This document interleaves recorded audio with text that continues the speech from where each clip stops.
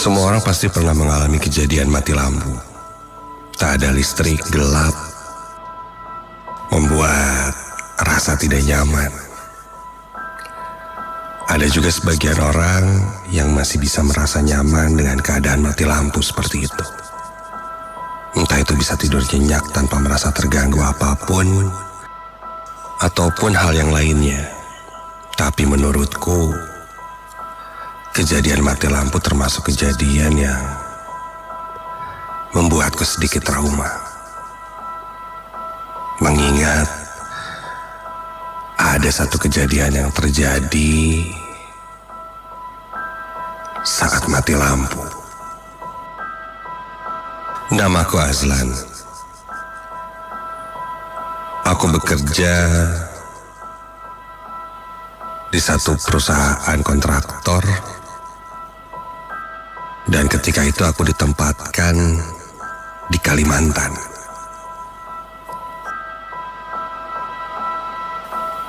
Bisa dibilang ini area perkebunan sawit.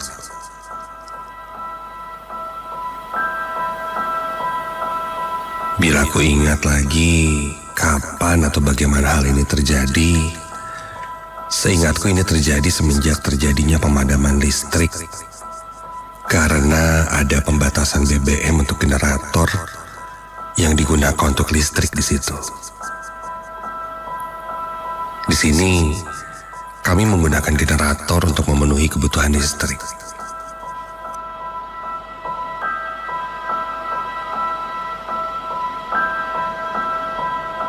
Sebagian orang dari tim sebenarnya sudah dipindahkan ke proyek lain, tapi aku masih ditugaskan di sana.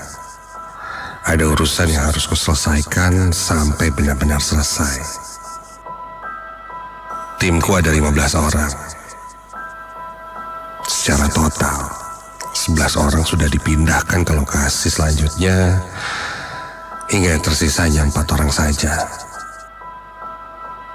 Sebut saja aku, Mas Rino, Ali, dan Pak Aslaman. Selama di sana, kami tinggal di mes yang sudah disediakan. Mesnya terdiri dari beberapa bangunan, juga terdapat gudang-gudang peralatan dan material. Kamarku ada di bangunan utama.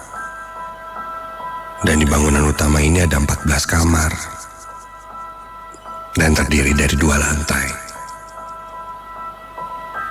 Karena sebagian sudah dipindahkan dan hanya 4 orang saja yang tersisa, jadi hanya 4 kamar saja yang terisi.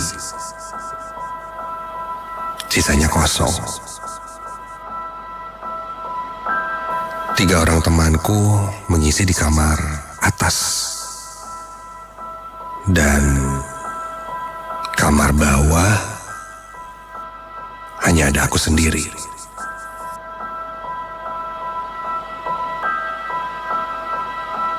Singkat cerita,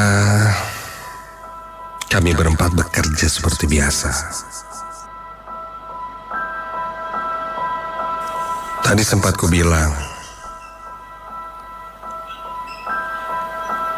bahwa listrik di sini masih memakai generator. Generator listrik akan menyala jam 4:30 sore dan akan mati di jam 10:30 malam. Kemudian akan menyala lagi jam 4 subuh sampai jam 7 pagi. Seperti itu jadwalnya.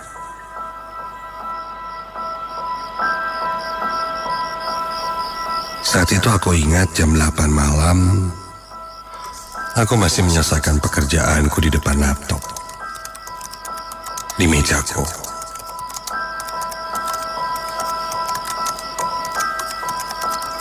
Di dekat meja, aku selalu menyiapkan lampu emergency yang bentuknya portable. Takut-takut tiba-tiba saja generator listrik mati. Beberapa ruangan memang sengaja dimatikan lampunya dan dibiarkan dalam kondisi gelap agar asupan listrik tidak terlalu besar. Aku sebenarnya tidak nyaman dengan kondisi yang gelap dan minim penerangan. Entahlah. Tapi aku coba sebisa mungkin untuk fokus. Fokus mengetik laporan di laptopku. Sampai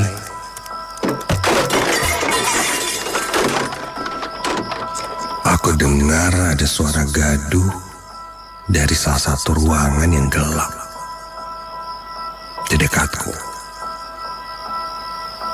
Sepertinya barang-barang berjatuhan. Dan ruangan itu adalah dapur.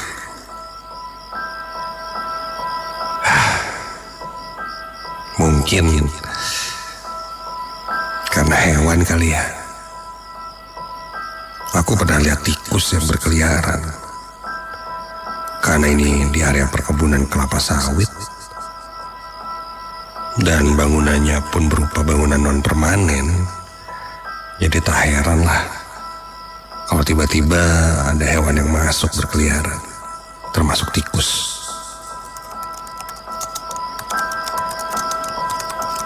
Aku tidak pedulikan suara-suara gaduh itu dan lanjut mengerjakan laporanku.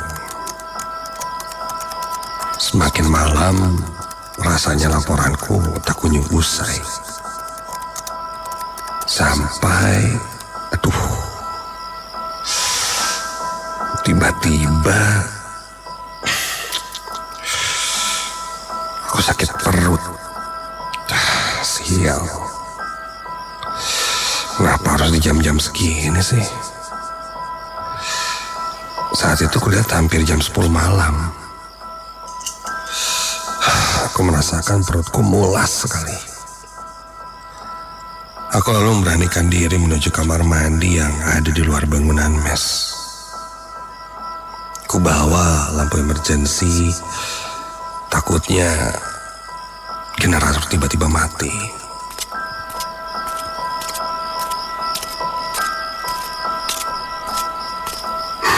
Kondisi malam itu sangat sepi, hening. Apalagi di lantai 1 hanya ada aku sendirian.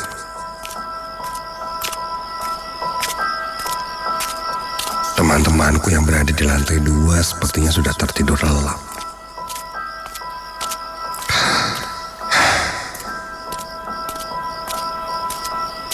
Sampailah aku di kamar mandi.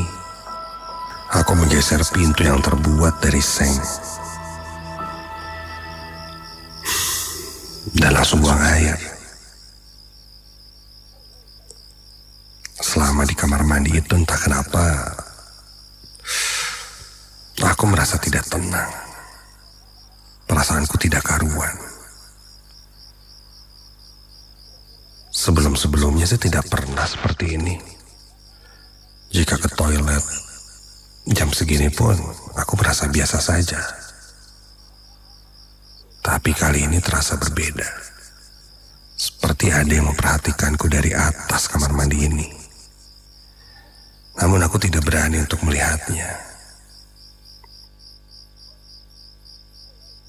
Sampai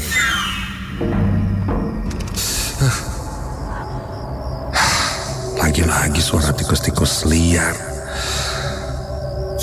membuatku kaget. Meskipun begitu, aku merasa sedikit tenang sih. Karena tidak terlalu hening jadinya. Setelah selesai, aku keluar dari kamar mandi untuk kembali ke kamar mesku. Sampai belum sempat aku masuk ke gedung mes, tiba-tiba di ruang tengah tempat biasa semua orang berkumpul, aku lihat ada seorang laki-laki. Namun aku tidak kenal dengannya. Duduk membelakangiku, mengenakan baju dengan lengan pendek, dan hanya terdiam mematung di sana. Siapa ya?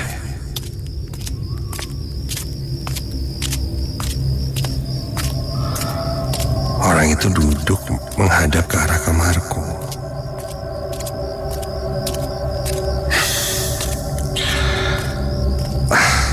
Karena tidak terlihat wajahnya siapa, aku pun coba menyapanya.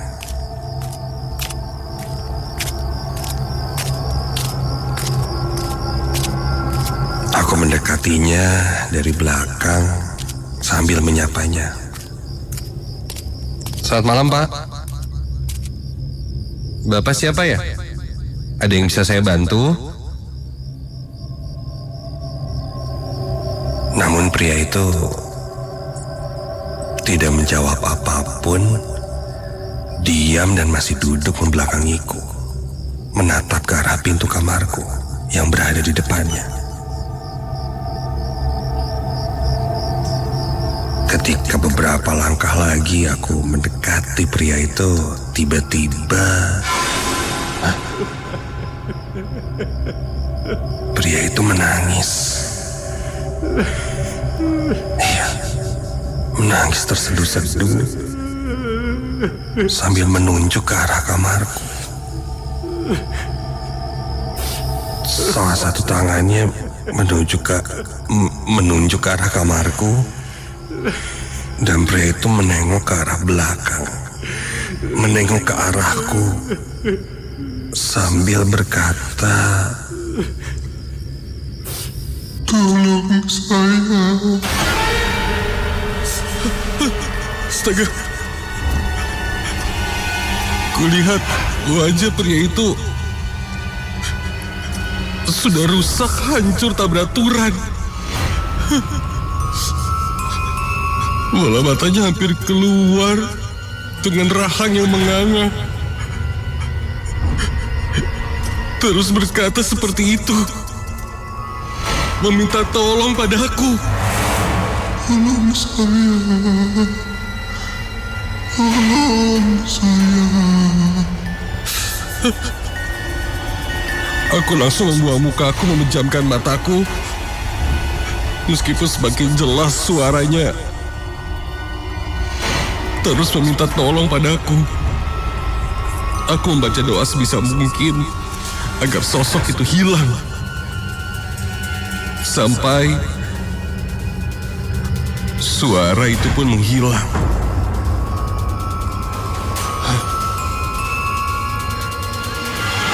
Aku pun memberanikan diri membuka mata dan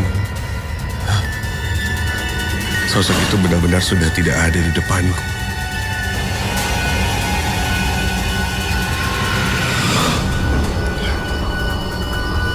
Aku pun langsung bergegas berlari ke kamarku.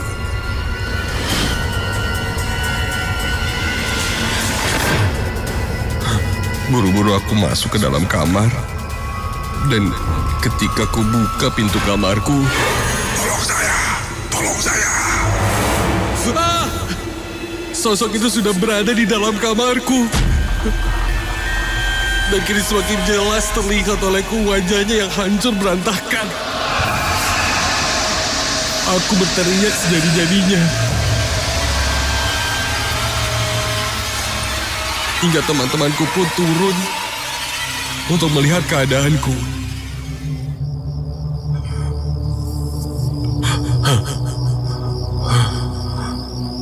Dan ketika itu sosok itu hilang.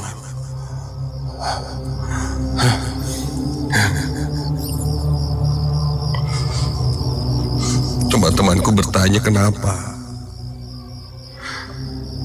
Aku pun ceritakan apa yang kulihat. Lalu salah satu temanku berkata, apakah mungkin ini ada hubungannya dengan kejadian 3 minggu yang lalu? 3 minggu yang lalu.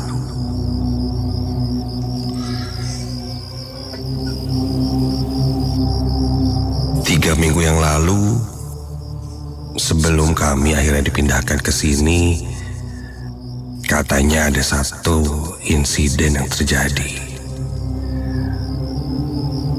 Sebuah kecelakaan yang menewaskan salah satu pekerja.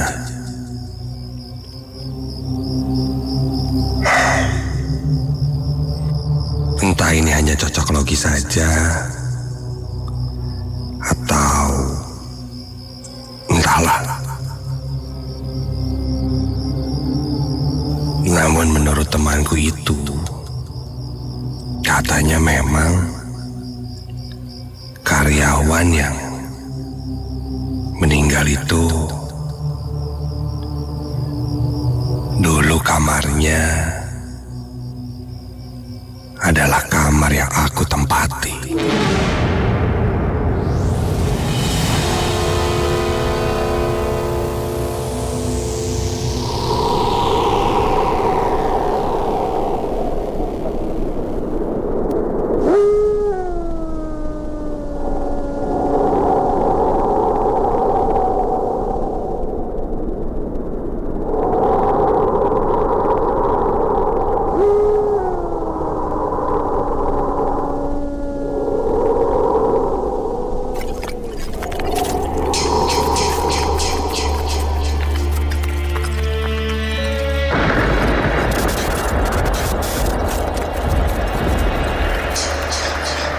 Kota Bandung memang sering diguyur hujan belakangan ini.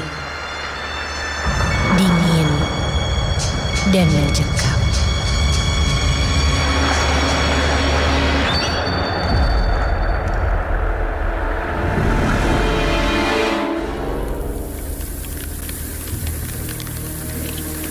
Tetesan air langit itu tak berhenti memukul-mukul jendela kaca sebelah meja kerjaku.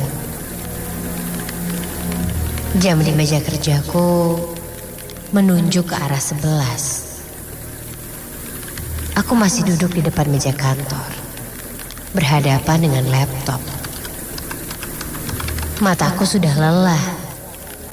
Namun, mau bagaimana lagi?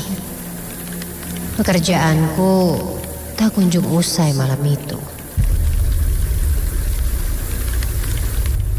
Temanku menyuruhku untuk pulang. Aku cuma tersenyum kecil. Aku melihat langkahnya menutup pintu ruangan. Dan bayangannya hilang di gelapnya ruangan lain. Aku mengendorkan otot-ototku, lalu menguap dan berdiri sejenak. Sambil menatap hujan, mengecek apakah hujan masih besar atau sudah mereda. Dan astagfirullah. Sontak aku kaget luar biasa ketika aku lihat ke arah parkiran, bayangan manusia berdiri di tengah derasnya hujan. Sesekali mukanya terlihat karena cahaya dari petir. Bentar. Itu Pak Kumis? Ya, Pak Kumis. Laki-laki setengah baya yang aku kenal sebagai security di tempat kerjaku. Beliau cukup dekat dengan karyawan-karyawan, terutama aku. Tapi cukup aneh. Sedang apa Pak Kumis berdiri di tengah hujan dan menatap ke jendela kerjaku? Aku mengambil gelas minumku dari atas meja dan berjalan ke arah dispenser air di ujung ruangan. Melewati meja-meja kerja yang kosong karena teman-temanku sudah pulang. Lampu di ruangan lain pun sudah dimatikan, membuat cahaya ruanganku menyala dengan terang. Kulihat ke semua sudut ruangan, semuanya sudah gelap dan cukup menyeramkan. Karena cuma aku sendirian di lantai ini. Sampai sesuatu bergerak. Aku melihat ke salah satu meja kerja di ruangan lain. Siapa? Suara penasaran dan takutku bercampur. Tak ada jawaban dari ujung meja itu. Aku mengacuhkannya dan kembali ke meja kerjaku sambil menenteng gelas air.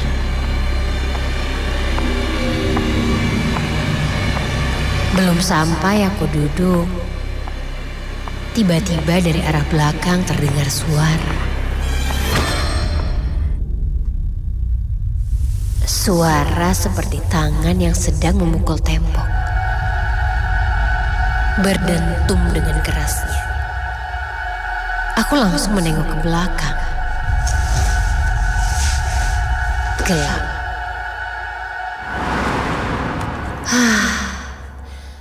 Aku sangat malas dengan kondisi seperti itu. Aku langsung duduk dan langsung mengerjakan kembali tugasku.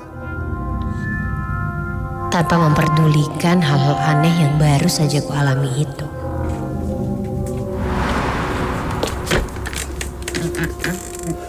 Jari-jariku mulai menekan huruf-huruf yang ada di keyboard dengan tempo yang lebih cepat dari yang sebelumnya. Inginnya aku lebih cepat mengerjakan dan langsung pulang. Jujur, yang tadinya aku masih merasa tenang di kantor, tiba-tiba berubah menjadi menakutkan. Sangat menakutkan. Jantungku berdebar, telingaku was-was. Selintas, mataku mendelik ke arah samping berkali-kali, sambil aku mengetik. Aku merasa seperti ada yang memperhatikanku dari ruangan lain. Dan kemudian, suara aneh itu muncul lagi. Pikiranku mulai teralihkan. Karena suaranya tadi seperti jauh.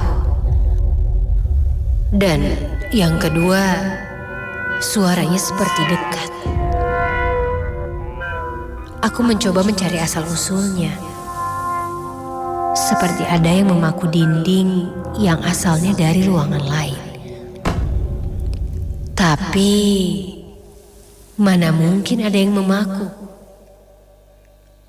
Dari mana? Dari luar gedung. Sudahlah. Tanpa sadar, aku sudah berdiri. Tidak lagi duduk. Dan yang ketiga ini makin kencang dan makin dekat. Bukan cuma suara, tapi langsung hidungku menangkap bau tak sedap. Bau apa ini? Seperti bau busuk. Aku perlahan kembali duduk dan astaga, aku seperti menduduki sesuatu. Tidak keras, seperti daging. Sontak aku langsung melirik ke belakang. Aku mencari tahu apa yang aku duduki itu. Aduh.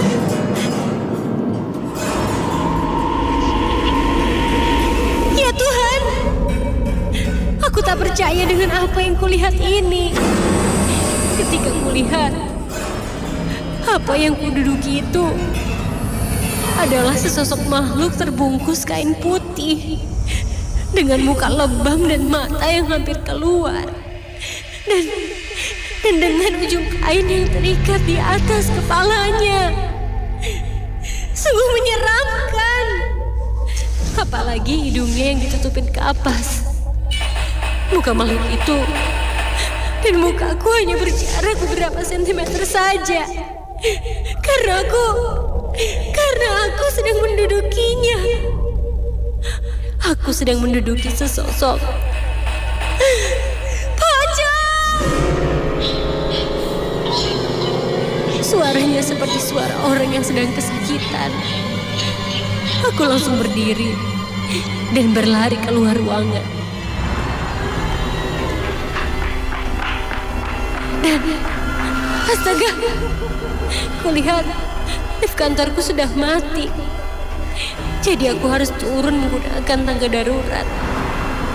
Aku berlari cepat ke arah pintu darurat. Aku buka pintu itu dan makhluk itu sudah berdiri di ujung anak tangga, seperti menungguku. Aku tak tahu kenapa dia tiba-tiba muncul. Pergi! Pergi! Tolong! Aku terduduk lemas di depan pintu. Makhluk itu tiba-tiba hilang seperti asap.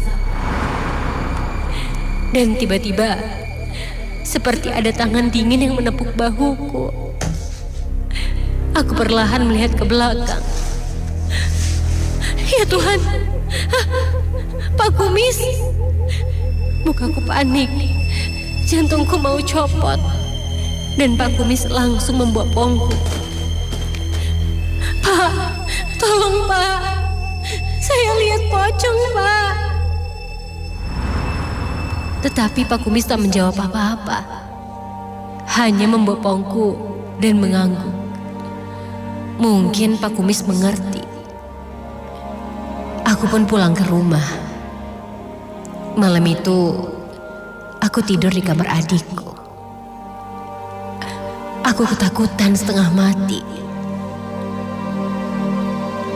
Besoknya, kantorku menjadi heboh. Bukan karena ceritaku. Aku baru saja melangkahkan kaki ke ruangan. Dan semua orang sedang berkumpul di satu meja. Setelah aku cari tahu, ternyata Pak Kumis meninggal. Ia mengalami kecelakaan ketika akan berangkat kerja kemarin malam. Mendengar itu, jantungku berdegup kencang. Aku berdiri memaku dan kaget. Aku mulai bercerita tentang kejadian tadi malam pada teman-temanku. Aku sangat tidak menyangka dengan apa yang aku alami. Yang bisa aku lakukan hanyalah berdoa dan berdoa.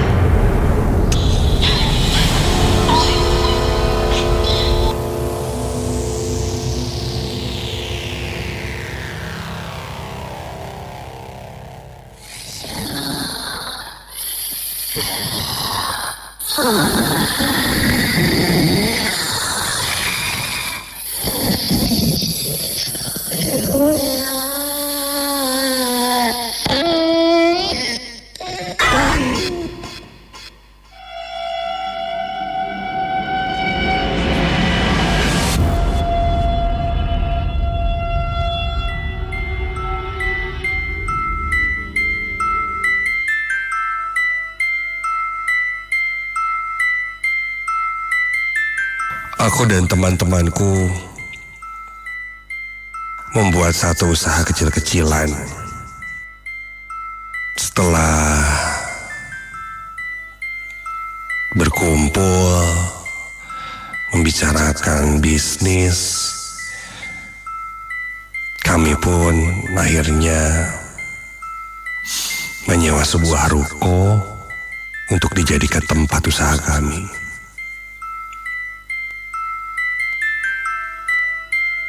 Bisa dibilang usaha yang kami jalani ini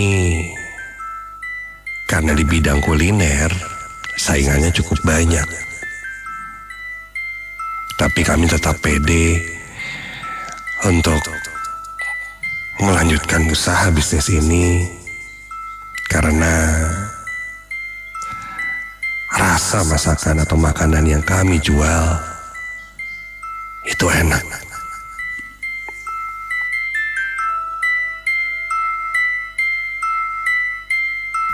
Beberapa bulan berjalan, bisnis ini terlihat menjanjikan. Berkat dukungan dari teman-teman yang lain, usaha kami pun lambat laun stabil.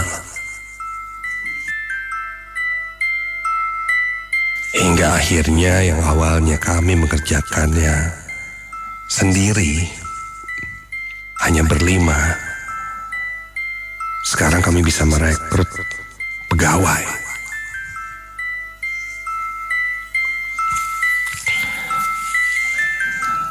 Di ruko ini terdiri dari 3 lantai. Lantai yang paling bawah sudah jelas tempat usaha kuliner kami. Lantai 2 biasanya kita pakai untuk menyimpan stok makanan dan bahan. Dan lantai 3 yang paling atas itu dijadikan kamar karyawan atau mes untuk tinggal di sana.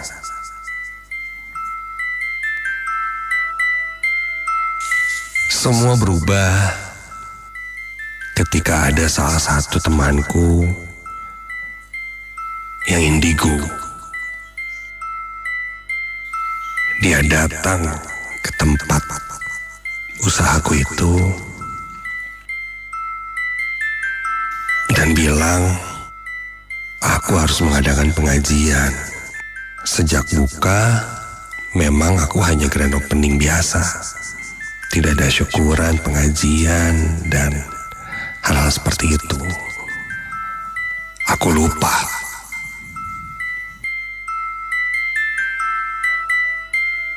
Tatapan wajahnya terlihat aneh. Terutama ketika dia melihat ke arah tangga yang menuju ke lantai 2. Tapi dia tidak mau menceritakan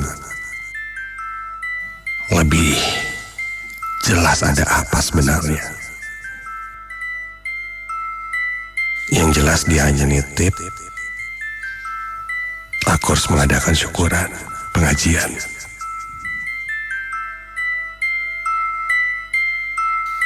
Dan dilakukan di lantai 2 katanya.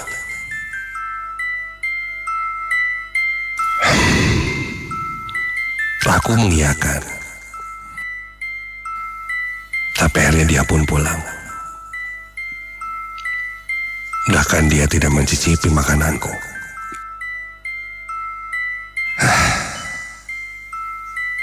Waktu berjalan dengan segala macam kesibukan yang ada di tempat usahaku itu, lambat laun aku pun lupa dengan pesan temanku itu. Dan bisnis berjalan seperti biasanya. Namun ada satu momen saat itu di mana pekerjaanku justru yang terlihat malas. Terlihat tidak bersemangat. Menguap saat bekerja. Wajahnya terlihat mengantuk. Bahkan sampai orderan pun selesainya bisa sangat lama. Setiap kali ku tegur dan ku tanya apakah malamnya begadang, mereka jawab tidak. Tapi entah kenapa suasana di sana bawaannya males. Bahkan sampai ada yang ku SP gara-gara tidur di waktu bekerja. Kejadian ini terus berlarut. Bahkan aku sampai memberhentikan satu pegawai karena dia lalai dan terlihat malas-malasan.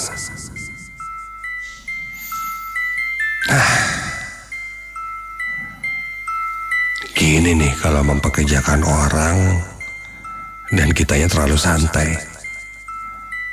Jadinya kurang ajar. Setelah satu karyawan yang ku berhentikan itu dijadikan contoh untuk yang lain,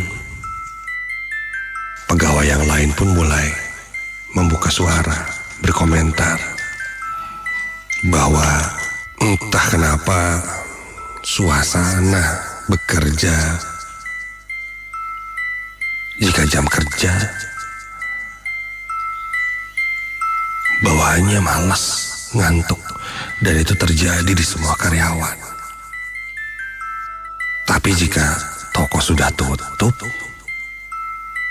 rasanya biasa saja.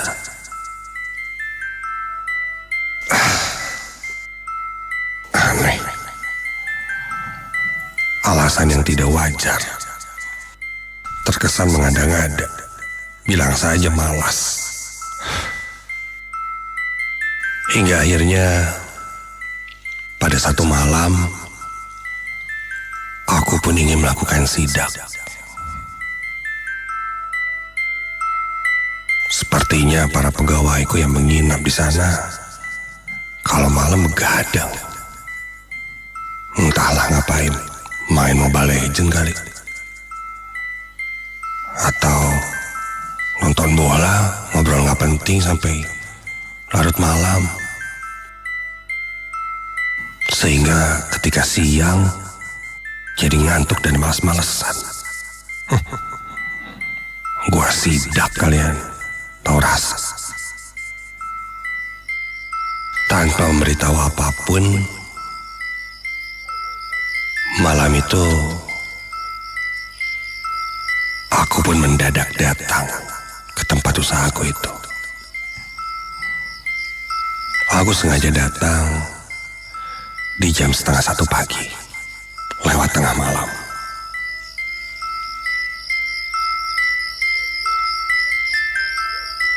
Aku masuk dengan kunciku sendiri. Masuk di lantai bawah, kulihat memang sepi, kondisinya gelap, tidak ada siapa-siapa. Aku pun merasa suasana malam itu hening. Sepertinya memang tertidur. Tapi harus aku lihat dengan mata kepalaku sendiri. Ketika aku beranjak akan naik ke lantai 2,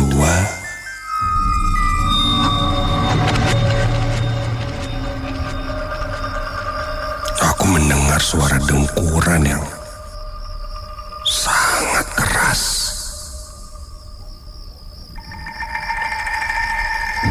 Namun dengkurannya terdengar aneh.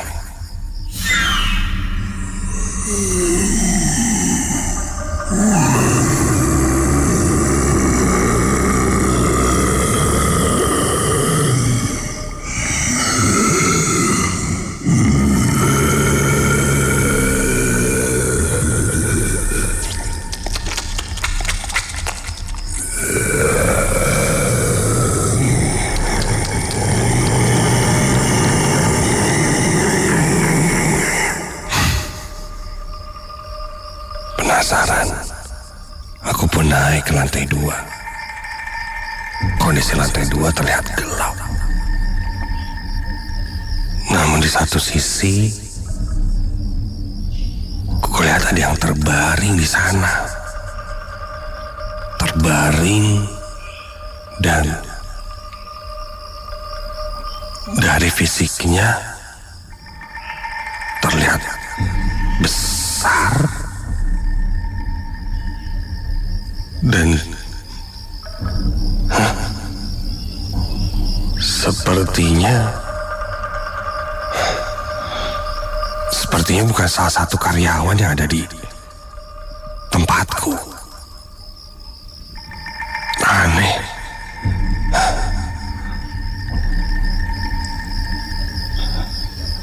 Aku pun melihat lagi dengan seksama. Dan suara dengkuran itu jelas terdengar dari arah sana. Hei, siapa itu? Begitu teriakku. Dan seketika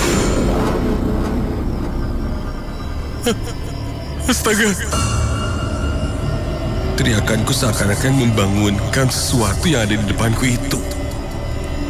Dan kini terlihat sebuah mata membelalak merah menyala. Dan terlihat satu sosok yang mengerikan berada di depanku. Giginya bertaring panjang dengan mata merah menyala yang besar. Dan seluruh tubuhnya dipenuhi bulu yang tajam berwarna hitam.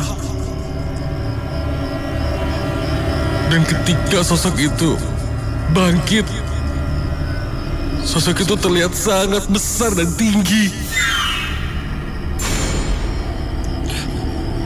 Lalu menggeram, dan suaranya memegahkan telingaku dan menggema di sisi ruangan. non siang udang kenai.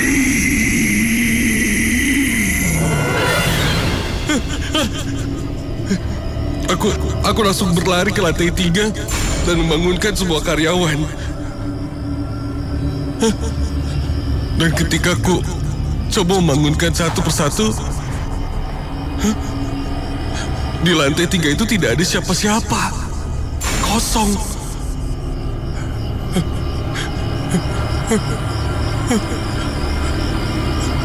Dan kini terdengar suara dentuman yang sangat keras.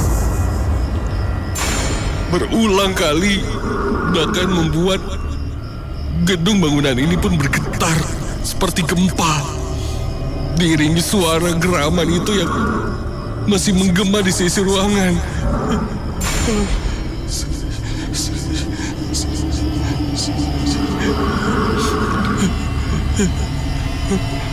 Dan aku pun lanjut beranikan diri untuk berlari melewati tangga ke lantai bawah. Dan ketika aku berlari, wajah sosok itu tiba-tiba saja tepat berada di depanku. Menganga lebar dan tercium bau busuk menyengat. Membuat langkahku goyah dan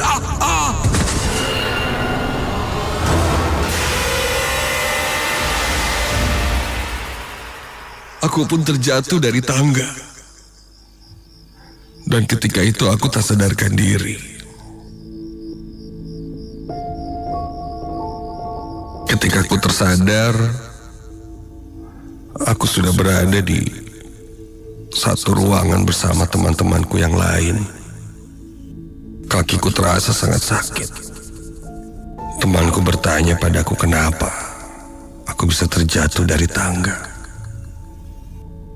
Kebetulan di sana ada salah satu perwakilan dari pegawai. Dan aku langsung bertanya, kenapa tidak ada yang tidur di mes malam itu? Barulah mereka berkata, setelah beberapa bulan, jika setiap malam Jumat mereka sering mendapatkan gangguan-gangguan di setiap malam Jumat. Bahkan melihat satu sosok yang menyeramkan, yang membuat di setiap malam Jumat para pegawai tidak berani untuk tidur di sana.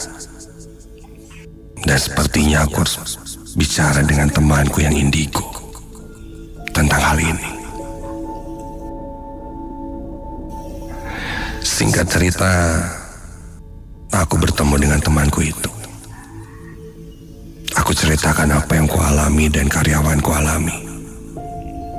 Dia bilang, memang ada satu sosok yang ada di tempat usahaku itu. Dan sosok itulah yang membuat para karyawan malas untuk bekerja. Bisa dibilang sosok pengganggu yang ada untuk membuat orang-orang malas bekerja. Dan itu sosok kiriman dari orang yang tak suka dengan bisnisku. Memang ada ya hal seperti itu. Satu sosok yang bahkan bisa membuat orang-orang malas untuk bekerja. Percaya tak percaya, itu memang ada. Maka dari itu, temanku menyarankan untuk mengadakan pengajian, melakukan ruatan di tempat kerjaku itu untuk membersihkan kiriman-kiriman. Dan temanku berpesan, jangan ingin mencari tahu siapa yang mengirimkannya. Biarkan saja, dan kita lakukan pembersihan saja menurut kepercayaan kita. Dan aku pun melakukan hal itu. Kami mengadakan pengajian di sana. Dan setelah itu, suasana tempat usahaku itu pun, terutama para pekerja, merasakan hal yang berbeda. Tidak lagi mengantuk, kemalas-malasan. Akhirnya aku pun memanggil lagi karyawanku yang sempat ku berhentikan untuk bekerja kembali. Aku minta maaf dan berkata apa yang sebenarnya terjadi. Dan dia pun membenarkan. Dan dia melihat sosok yang sama seperti yang kulihat di lantai 2 itu.